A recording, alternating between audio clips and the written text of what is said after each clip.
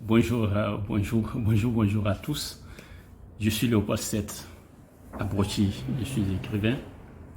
Aujourd'hui, nous allons parler un tout petit peu de la crise des 49 soldats ivoiriens, une crise qui secoue le Mali et la Côte d'Ivoire.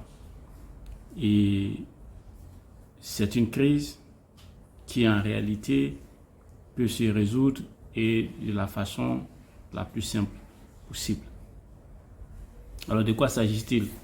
Le 10 juillet 2022, des soldats ivoiriens ont été arrêtés à l'aéroport international de Bamako en provenance donc de la Côte d'Ivoire. Ces soldats ivoiriens-là avaient dans un second avion leurs armes, des armes de guerre. Le problème qui s'est posé à Bamako, au Mali, est que ces soldats ivoiriens, donc composés en majeure partie des forces spéciales ivoiriennes, ces soldats ivoiriens-là n'avaient pas d'ordre de mission précis. Ils n'avaient pas d'ordre de mission clair. Ils n'avaient pas d'ordre de mission concrètement parler. Et ça, c'est le problème de fond en réalité. C'est le problème de fond en réalité. Pour un État qui s'y respecte, ce sont des éléments essentiels. Ce ne sont même pas le détail, mais c'est l'élément essentiel d'une mission. Quand l'ordre de mission n'est pas clair, clairement établi, concrètement exprimé, ça pose problème. Ça fait toujours problème à celui qui reçoit le missionnaire. Les missionnaires. Et donc, ces 49 soldats ivoiriens-là sont arrêtés au Mali. Il y a donc la phase donc interrogatoire, d'information préliminaire, des collectes d'informations préliminaires. Et puis, on se rend compte que ils ont comme ordre de mission fait une relève de la MINUSMA. La MINUSMA donc va être contactée par les autorités maliennes et la MINUSMA va, n'est-ce pas, nier toute reconnaissance, en tout cas toute responsabilité ou tout contrat l'alliant à l'État de Côte d'Ivoire concernant ces 49 soldats-là, ce détachement de 49 soldats. La MINUSMA précise dans sa note que ces soldats-là qui se disent être des éléments nationaux de sécurité ne constituent en aucun cas des relèves pour la MINUSMA. Donc, ils ne viennent remplacer aucun contingent de la MINUSMA.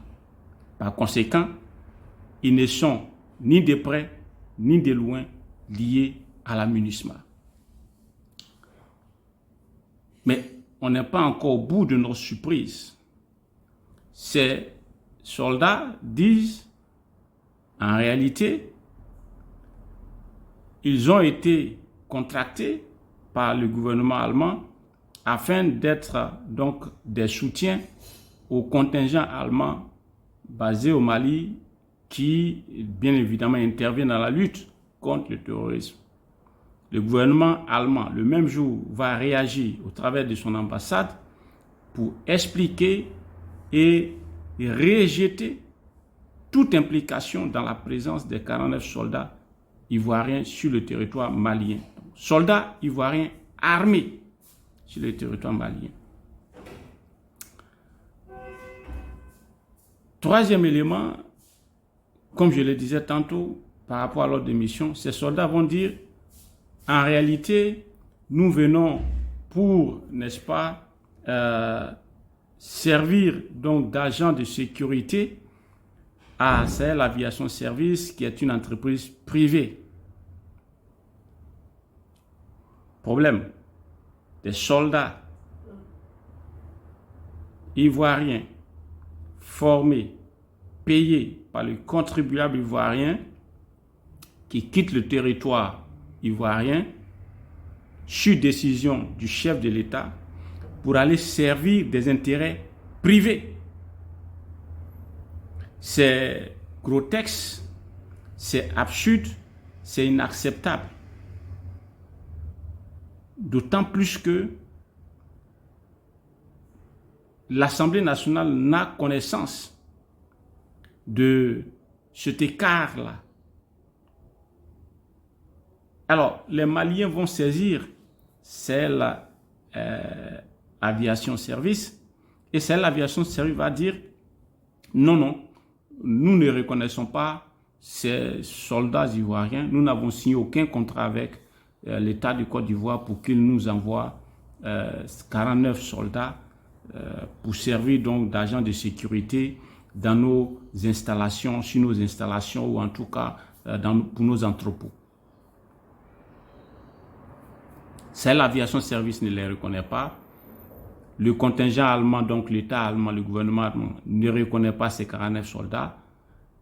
La MINUSMA ne reconnaît pas ces 49 soldats. Ils sont sur le territoire malien, avec des armes. Avec des armes. En toute responsabilité, l'État malien considère que ces soldats ivoiriens, il faut les préciser, s'ils ne sont pas des citoyens ordinaires. Parce que les citoyens ordinaires au sein de la CEDEAO, n'est-ce pas, ont le droit de la libre circulation. Ce ne sont pas des soldats ordinaires, des citoyens ordinaires, ce sont des militaires. Ce sont des éléments des forces spéciales. En plus, ils sont armés avec des armes de guerre. Ils arrivent sur un territoire, dans un pays étranger et ils n'ont pas d'ordre de mission clair. Ils n'ont pas d'ordre de mission clair.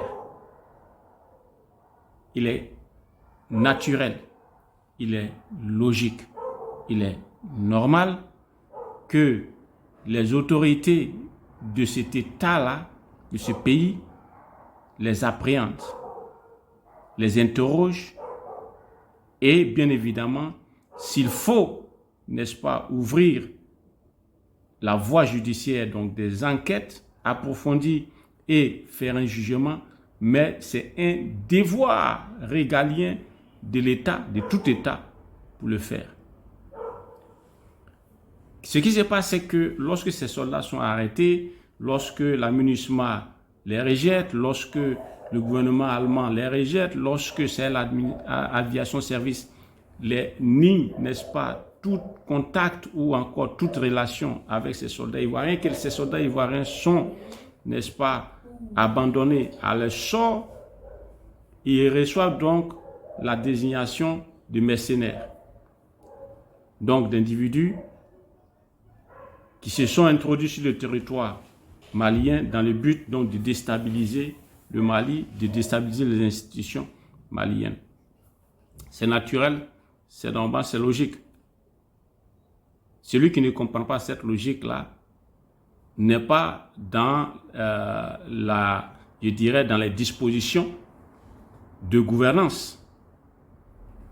Parce que j'imagine mal des soldats armés avec leurs armes débarquer aux États-Unis sans ordre de mission et puis sont appréhendés par les États-Unis et puis on les libère le lendemain. Parce que le Mexique exige que ces soldats-là, par exemple, des Mexicains, soient libérés sans délai. Ce n'est pas possible. Aucun pays en Occident ne le fera. Ni en Chine, ni en Russie. Aucun pays dans le monde ne le fera. À moins que ce soit un pays vassal. À moins que ça ne soit un pays vassal. À moins que ça ne soit, je dirais, encore une province, une province ou en tout cas un État dans une fédération. Mais en termes de relations État à État, un État sérieux, un État conséquent, il est normal, il est naturel, il est logique que on les mette aux arrêts, qu'on ouvre une enquête et que la justice puisse suivre son cours. Il est logique également que, normal également que le pays d'origine de ces soldats-là soit contacté et pour voir la réaction. L'État de Côte d'Ivoire a choisi le bras de fer. L'État de Côte d'Ivoire a choisi, n'est-ce pas, le rapport des forces. L'État de Côte d'Ivoire intime l'ordre au Mali de libérer sans délai, sans condition, ces soldats. Au jour d'aujourd'hui, on a les joutes, n'est-ce pas, les joutes verbales. Aujourd'hui, nous sommes donc dans cette situation où l'État de Côte d'Ivoire continue à demander une libération sans délai, sans condition, et où l'État malien dit la situation est désormais entre les mains de la justice, nous suivons la procédure, nous attendons.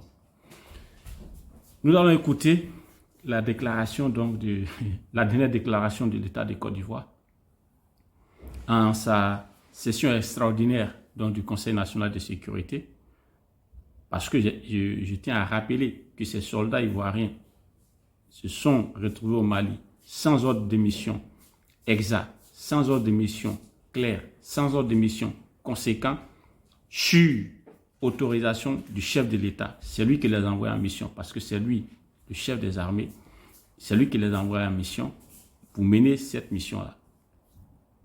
Et donc, on va écouter les déclarations de l'État de Côte d'Ivoire et puis la réaction de l'État malien. Et puis après, bien évidemment, on parlera des voies de sortie concrètes de cette situation-là. Communiqué du Conseil national de sécurité.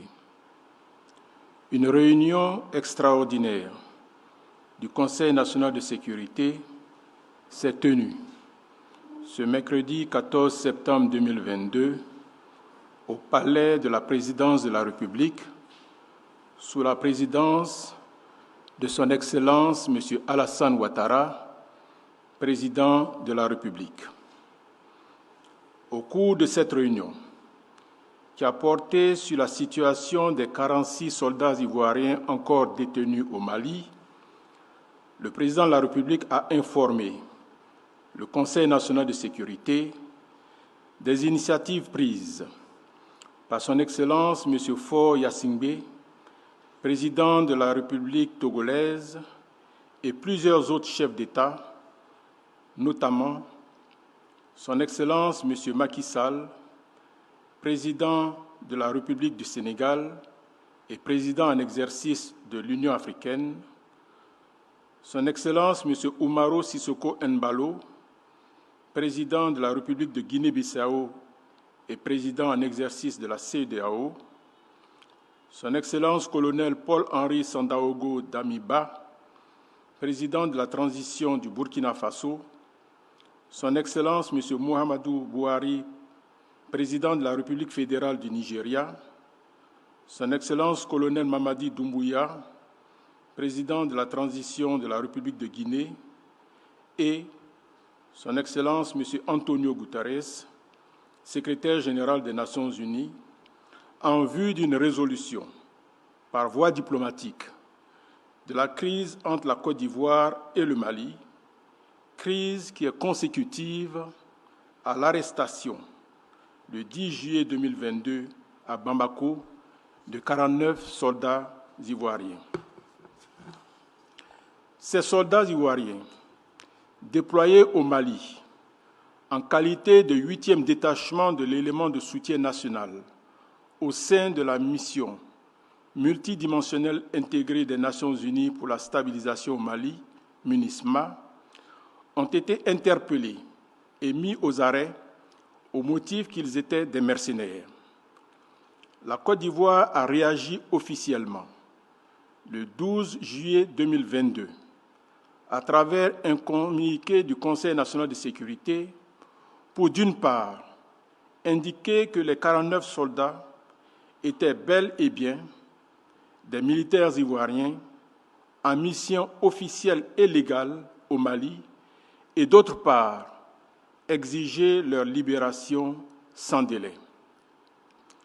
Toutefois, en dépit des preuves fournies, notamment au cours d'une rencontre le 28 juillet 2022 à Lomé, attestant du caractère légal et légitime de la mission de ces soldats ivoiriens au Mali, la justice malienne a inculpé le 15 août 2022 les 49 militaires ivoiriens pour tentative d'atteinte à la sécurité de l'État. Plusieurs contacts avec les officiels maliens ont par la suite permis de conclure que des incompréhensions et des manquements étaient à l'origine de l'arrestation de nos soldats.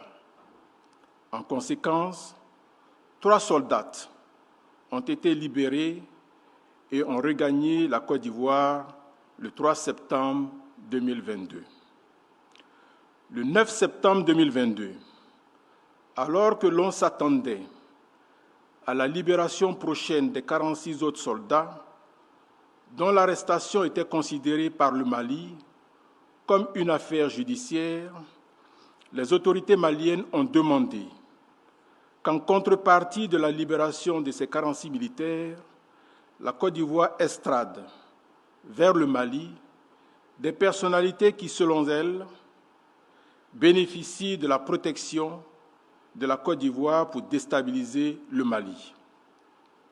Cette demande confirme, une fois de plus, le fait que nos soldats ne sont en aucun cas des mercenaires, mais plutôt des otages. Le Conseil national de sécurité considère ce chantage comme inacceptable et exige la libération sans délai de nos 46 soldats. Le chef de l'État indique à nouveau que la Côte d'Ivoire, pays attaché à la paix, à la stabilité et au respect de l'État de droit dans la sous-région, ne peut s'inscrire dans une logique de déstabilisation d'un pays tiers. En outre, il rappelle ces instructions selon lesquelles les opposants politiques étrangers vivant en Côte d'Ivoire sont tenus d'observer en toutes circonstances un devoir de réserve absolue concernant les affaires intérieures de leur pays d'origine. Au regard des derniers développements qui sont de nature à porter atteinte à la paix et à la sécurité dans la sous-région, le président de la République a instruit la ministre d'État, ministre des Affaires étrangères, à l'effet de saisir la commission de la CEDEAO en vue de la tenue, dans les meilleurs délais, d'une réunion extraordinaire des chefs d'État et de gouvernement pour examiner la crise entre la Côte d'Ivoire et le Mali en vue d'aboutir à la libération de nos soldats dans les plus brefs délais. Le président de la République réitère aux 46 soldats injustement arrêtés au Mali, ainsi qu'à leurs familles, tout son soutien et sa solidarité dans ces moments difficiles. Le chef de l'État exprime à nouveau ses félicitations aux forces de défense et de sécurité pour la sérénité dont elles font preuve face à cette crise. Enfin, il exhorte les Ivoiriennes et les Ivoiriens au calme et à la retenue.